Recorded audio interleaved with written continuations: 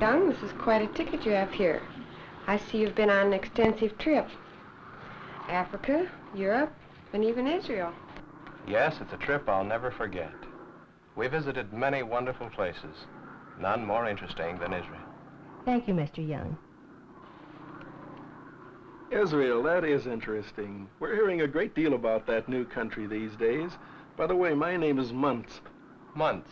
J. Palmer Muntz. That's right. How'd you know? Winona Lake Bible Conference, of course. I can readily understand your interest in Israel. Don't you have an annual conference on prophecy and the Jew? We surely do.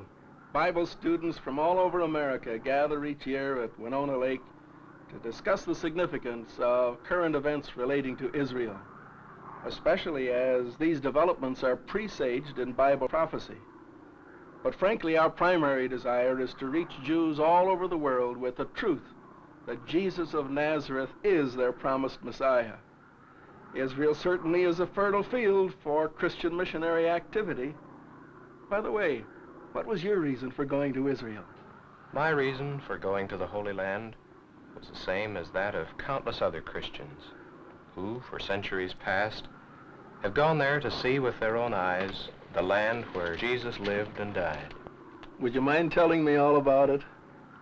Gladly. I was especially impressed with changeless, timeless quality of the places I saw. People seemed to be coming and going there as they must have come and gone for centuries. There's something about the Near East which sets it apart as different from all the rest of the world. Here, tradition is still a respected concept. And yet, with all its ancient customs and traditional manners, the 20th century invasion is seen on every hand. An invasion of Western clothing and bright, shining gadgets.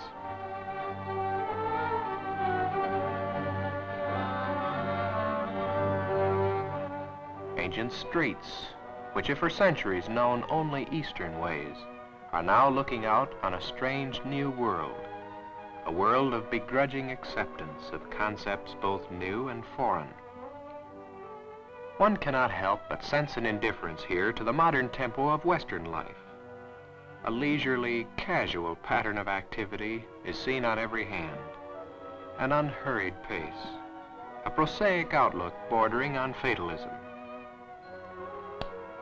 The Arab of Jerusalem, although now a city dweller, is essentially a son of the desert. A nomad. Since the dawn of history, this troubled land has been a highway for rampaging armies.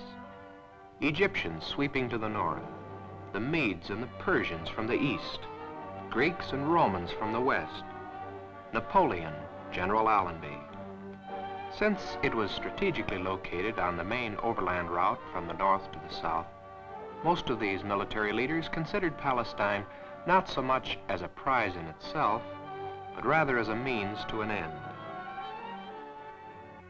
Scars of this history are seen everywhere, as evidenced in the ancient ruins of battles long past, in the retarded state of economic development, but most of all, as seen in the lines of care and worry etched on the faces of its people. War has passed this way many times. None more devastating than the Arab-Israel War, leveling peaceful homes and churches, erecting grotesque monuments in their places. Massive walls can be crushed by modern bombardment, but barriers of racial prejudice erected in the hearts of men constitute an insurmountable Maginot Line of hatred. The Wailing Wall is now deserted. What was once the scene of praying Jews is now a lonely, dead-end street where only the steps of an Arab soldier on guard to keep the Jews away can be heard. For centuries, Jews came from every land to write their prayers on bits of parchment, to beat their heads against these massive limestone courses, to grieve their hearts in agony because of their dispersion.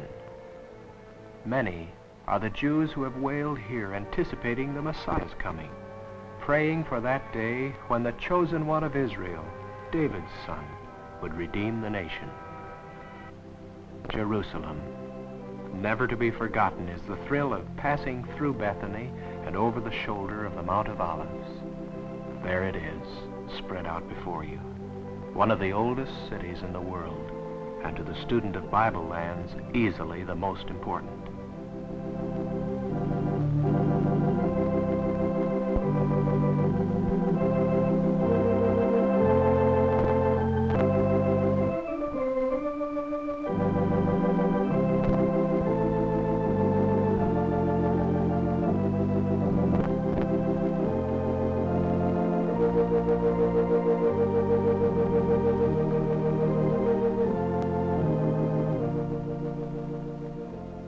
A few miles from Jerusalem, at the outskirts of Bethlehem, we came upon the Cave of the Shepherds, where the shepherds who watched their flocks by night heard the announcement of the Messiah's birth.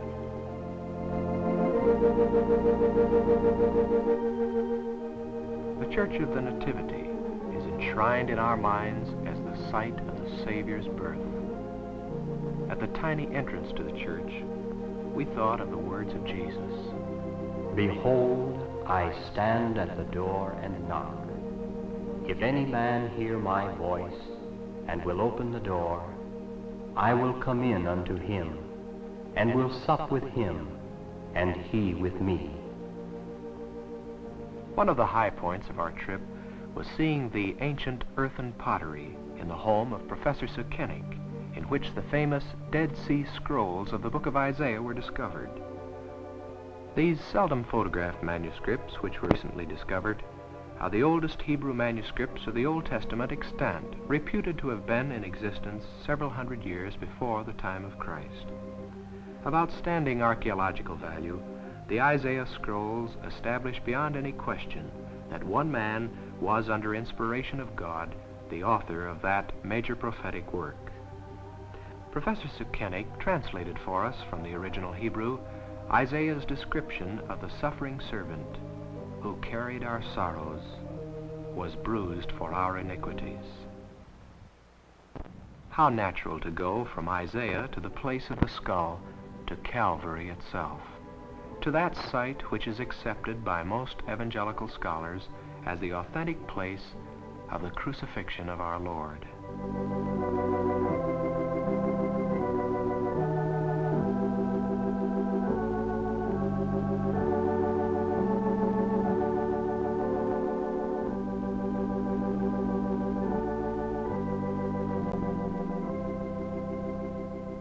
As you walk down the side of Calvary, at the bottom of the hill, you come to the garden tomb.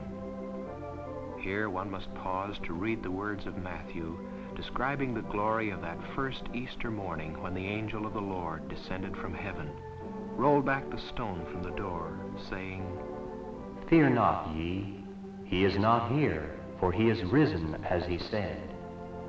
Come, see the place where the Lord lay, and go quickly and tell his disciples that he is risen from the dead.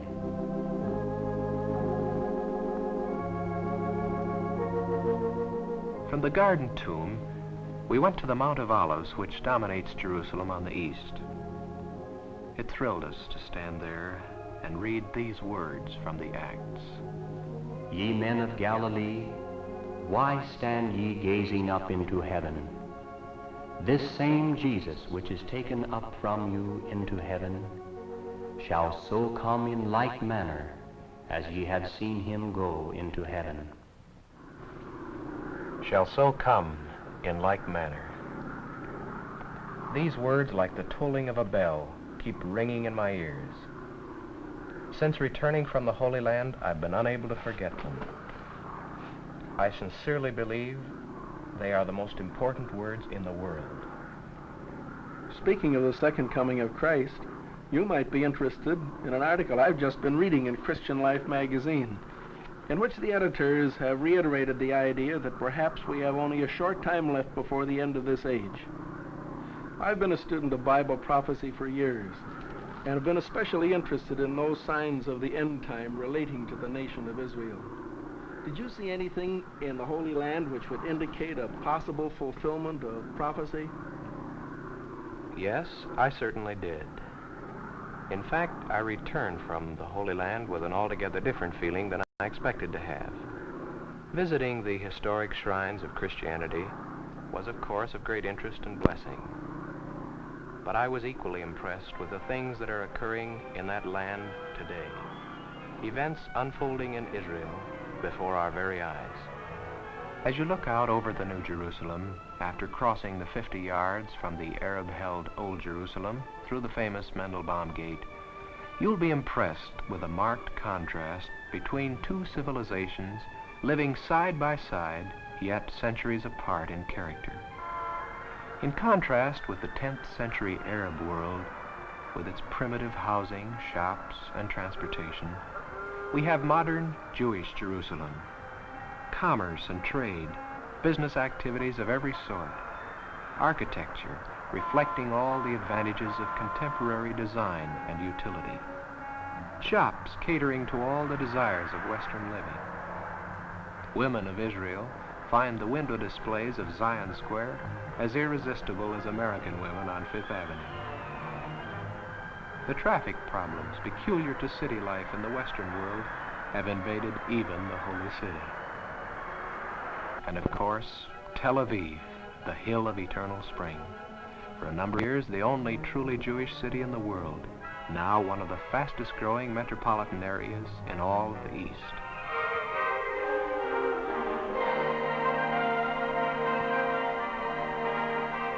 In the great cities of Israel, one feels the pulse of a nation awakening to its rebirth. Not since Solomon's reign has the nation's heart beat with such enthusiasm and vigor.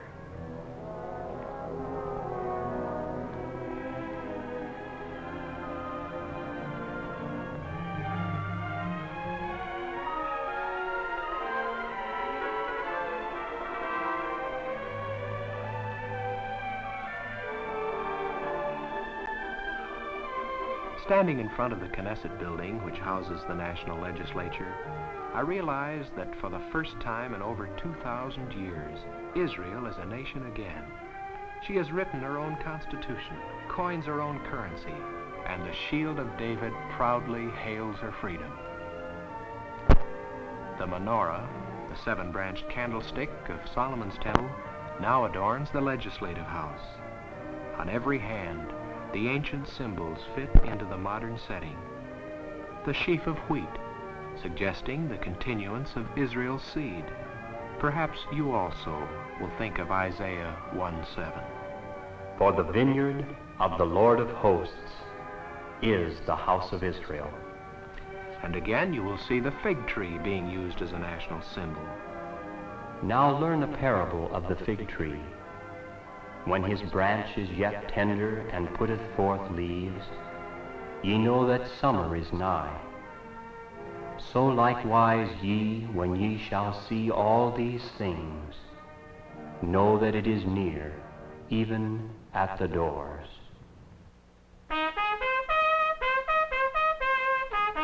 War always strikes terror to the human heart. The world well remembers that on the very day that the existence of the infant state of Israel was announced, 5 proud Muslim nations proclaimed they would push the Jews into the sea and return the land to the Arabs of the Middle East. Superiority of manpower and resources of war were on the side of the Arabs. 40 million Muslims surrounded a small island of only 650,000 Jews. The passion to destroy the Jewish state possessed every class of Arab, from peasant to pasha. What the world, particularly the Arabs, did not consider was the vigor of these men who make up the Hebrew Haganah. Here are men whose tempers have been forged in the concentration camps of Buchenwald and Dachau. Nor did a watching world take into account God's ultimate purpose for Israel, as revealed by such promises as that of Isaiah. And they shall be safe in their land, and shall know that I am the Lord, and have broken the bands of their yoke, and delivered them out of the hand of those who served themselves of them. The God of Israel fought for his ancient people, although they were not aware of it. El Shaddai, the Almighty, had revealed himself. This was the hour for their deliverance. Gladness and song, the sound of dancing was heard throughout the length and breadth of the land as young and old gave vent to their joy in the ancient victory dance, the hora.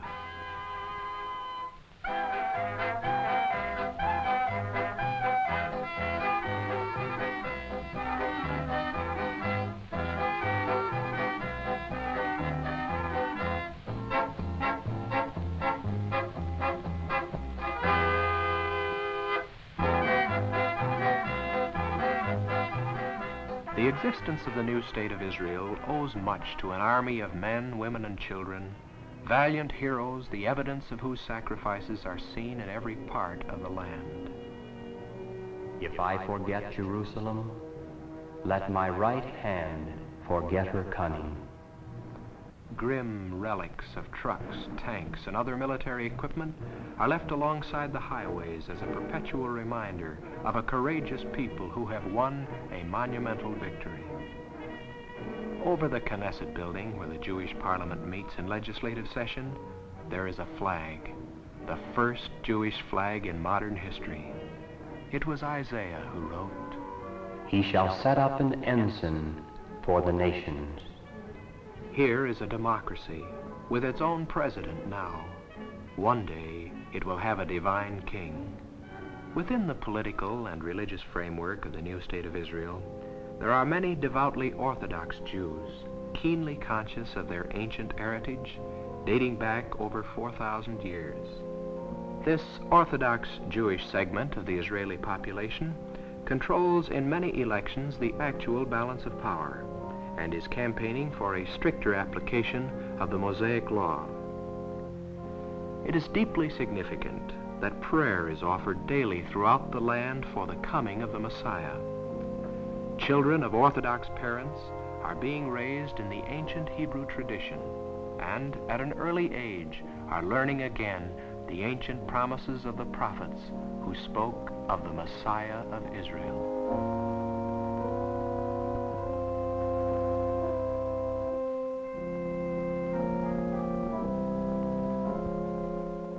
One segment of the population, called zealots, lives in momentary expectation of that Messiah's appearing. Zealot leaders forbid the acceptance even of the temporal authority of the Jewish state. They deny that the government has any right to legal existence until the Messiah comes. It is among these and other Jews in the new state of Israel that I believe you will find a fertile ground for the gospel. Many of these people would gladly receive the good news of the true Messiahship of Jesus of Nazareth. At the Rock of Judgment at Miren, I was interested to learn that the Hasidim Jews have selected a place where they expect the Messiah to sit in judgment upon the world, thus indicating their keen messianic expectancy. This is located high amid the Galilean hills, adjacent to the ruins of an ancient synagogue where the tablets of the law were once hidden and preserved. In all these gestures of age-long hope, the very land itself seems to cry out, "How long, O Lord? How long?"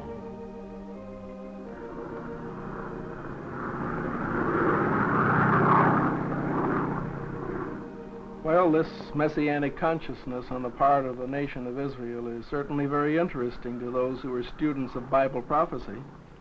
It's remarkable that even though, as Paul tells us, the nation is blinded in part, their vision obscured by unbelief, they nevertheless do feel the pulse of history, the tide of destiny, and recognize that the God of Abraham is bringing back his people into their promised land. Because you're a student of Bible prophecy, you'll be especially interested in the modern city of Haifa, one of the most important places in Israel today. Spreading out over the shoulder of Mount Carmel, dominating the blue Mediterranean across the Bay of Acre, it is today host to more immigrants than any other city in the world. Not only is it the principal seaport for commerce and trade, but it is for many of Israel's immigrants the port of entry. Its varied and colorful street scenes constitute the first impression of the new immigrant. Its gently sloping streets, winding through residential and business areas, open new vistas of opportunity to the newcomer. It is to Haifa first that many of the lost sheep of Israel return. Return across the sea from the torture chambers of Germany, from behind the Iron Curtain, Poland, Hungary, Romania, from Iran and Yemen, from Africa and the islands of the sea, a continual stream of aching humanity in search of freedom and a nation of its own. Witnessing the unloading of an immigrant ship, I wondered, is this what Isaiah meant when he wrote, "And it shall come to pass in that day, that the Lord shall set his hand again the second time to recover the remnant of his people, which shall be left from Assyria, from Egypt, and from Pathros, and from Cush, and from Elam, and from Shinar, and from Hamath, and from the islands of the sea. And he shall assemble the outcasts of Israel, and gather together the dispersed of Judah from the four corners of the earth." You will meet people over 100 years of age who will tell you they have come back to the promised land not to die there, but to welcome the Messiah whose coming they confidently expect. It is to people such as these that then Prime Minister David Ben-Gurion, in his address on the occasion of the second anniversary of Israel's independence, significantly quoted Isaiah 43, 5 and 6. "Fear not, for I am with thee. I will bring thy seed from the east, and gather thee from the west. I will say to the north, Give up, and to the south, Keep not back. Bring my sons from afar, and my daughters from the ends of the earth."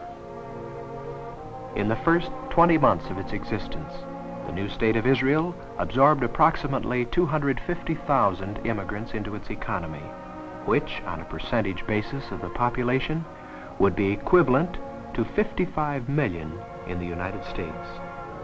In another 16 period, 275,000 immigrants entered Israel. Of this amount, 27% came from Poland, 27% from the Balkan countries, 16% from the Middle East, 12% from Central Europe, 11% from North Africa, 3% from Russia, and 3% from the other parts of the world. The state of Israel probably constitutes the largest shift of population in recent world history.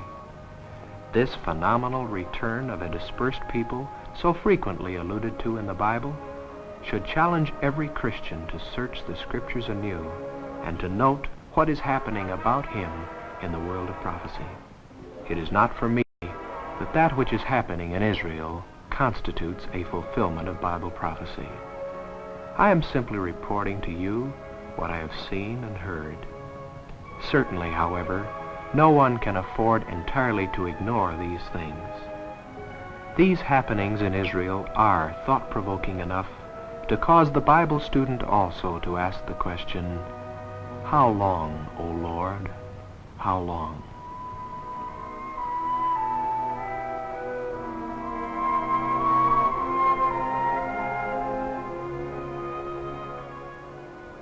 The reception center at Haifa is in every sense of the word a melting pot. It is to this temporary camp that the Jewish immigrants are taken immediately upon their arrival into the country. Here they meet new friends from all over the world: Europe, Asia, North Africa, India, the Western Hemisphere, and the islands of the sea. It is at this reception center that one witnesses the miracle of the preservation of Jewish identity. Victims of the diaspora, scattered literally to the corners of the earth, subjected to every form of economic, social, and moral discrimination, have remained yet a separate people.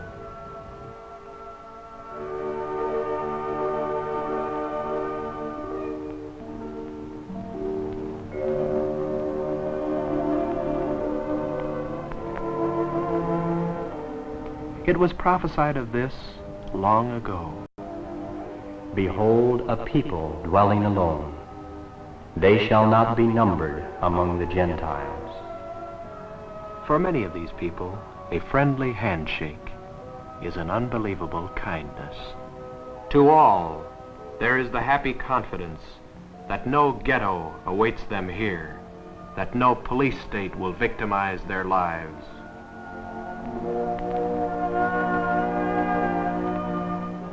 Standing on the street of the reception center camp, one cannot help but recall the words of the psalmist.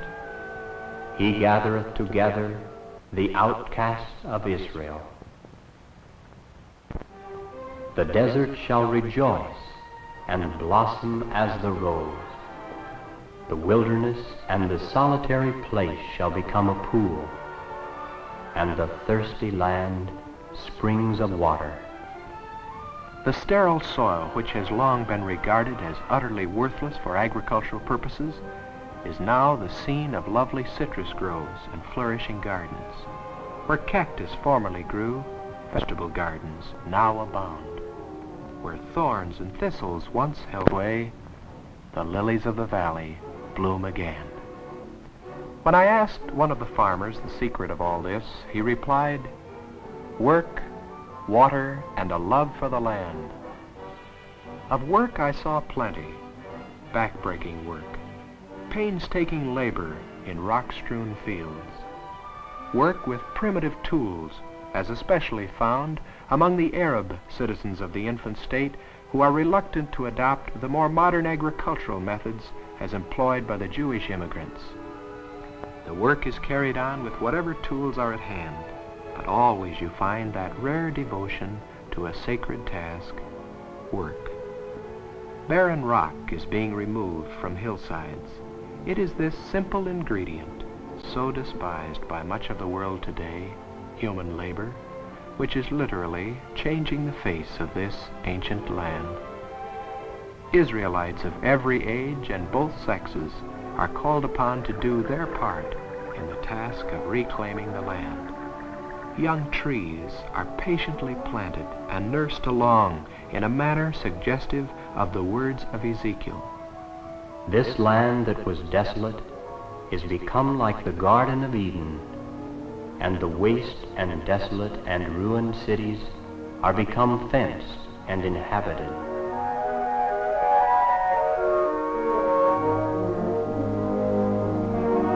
Work and water. Herein lay the answer to the skeptic's question, was Palestine worth the effort? As a result of the skillful use of water resources, Israel can now claim greater wealth per square foot than any other undeveloped country in the world. This humble threshing floor of contending nations, whose value was chiefly as a highway for their armies, is now revealing through the beneficent hand of God its true purpose as the promised land, unconditionally given to the fathers through the Abrahamic covenant. For some years it has been known that one of the great underground lakes of the world has been beneath the maritime plain of Israel. Its resources awaited development at the hands of a new generation of Jews whose ingenuity and technical skill could put it to practical use. Water brings power, and power generates life. The desolate land is surrendering to a carpet of vegetation.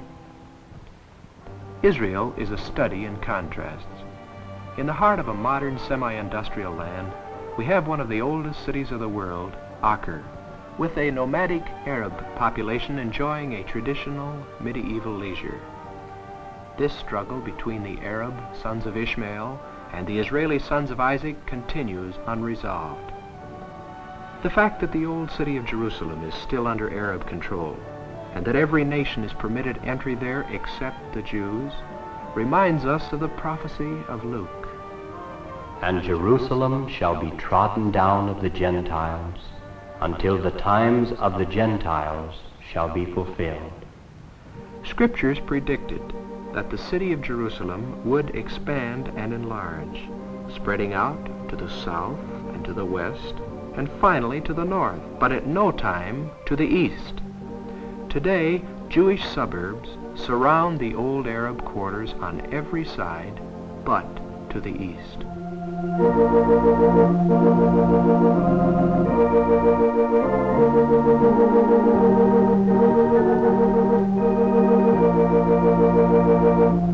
Toward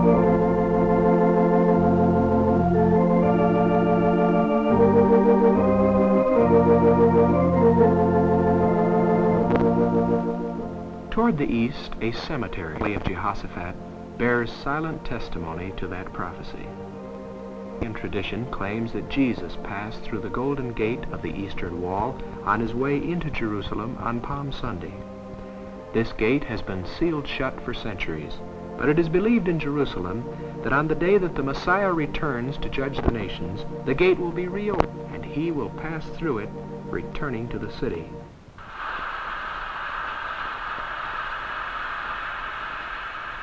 Palestine, once a valley of dry bones, has become a place of noise and activity, reminding us of the vision of Ezekiel. Commerce and trade have become as sinews and flesh upon the bones of a once apparently dead nation. The flesh of the people coming upon them give the Jewish nation form again.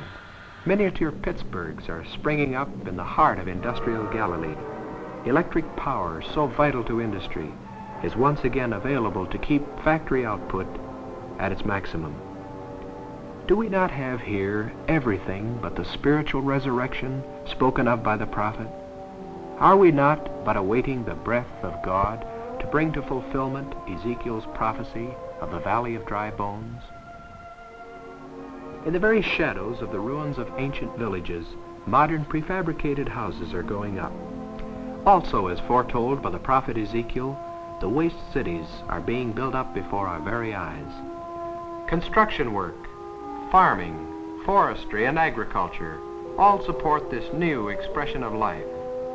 Though most of the immigrants have recently come from the merchant class and are unaccustomed to manual and agricultural work such as is required to reconstruct the land, they become remarkably adept in a short period of time. Theirs is the satisfaction at the end of each day not only of building their homes, but the reward of building a nation.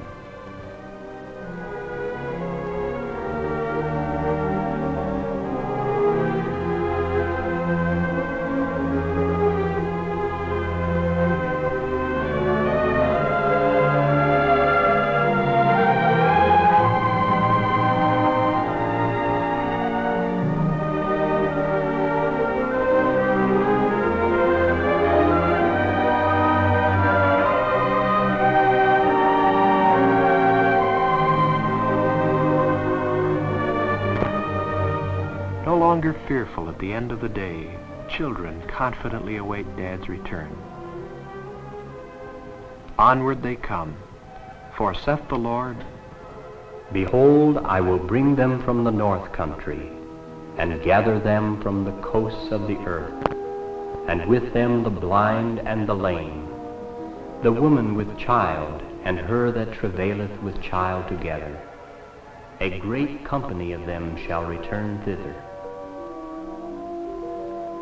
Crowded on the vessels from Europe, 40,000 by plane from Yemen, 123 people were brought in from Persia on this DC-4 alone. Thousands more by bus and train from the Orient, from the East and from the West. And the Lord said of this, Give up, keep not back. Bring my sons from afar, my daughters from the ends of the earth. Hear ye the words of the Lord, O ye nations, and declare it to the isles afar off, and say, He that scattered Israel will gather him, and keep him, as a shepherd doth his flock.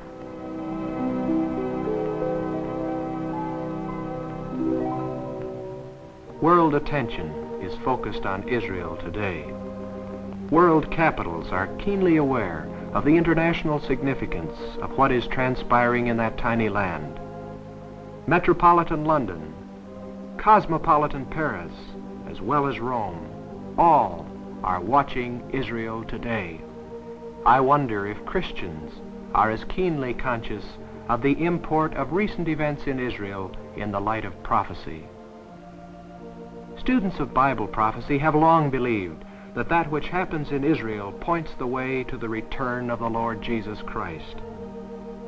Men everywhere are asking the question, How much time is left? How much time to preach the gospel, to the Jew first, and then to a waiting world? What is the hour on the timepiece of eternity? How much time to complete the task of foreign missions, which has been assigned to us by the Great Commission? How much time do we have left to disciple men for the Master? How much time before the Lord himself shall descend from heaven with a shout, with the voice of the archangel, and with the trump of God?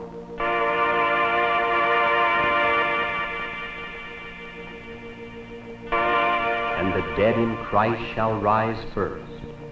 Then we which are alive and remain shall be caught up together with them in the clouds to meet the Lord in the air. And so shall we ever be with the Lord.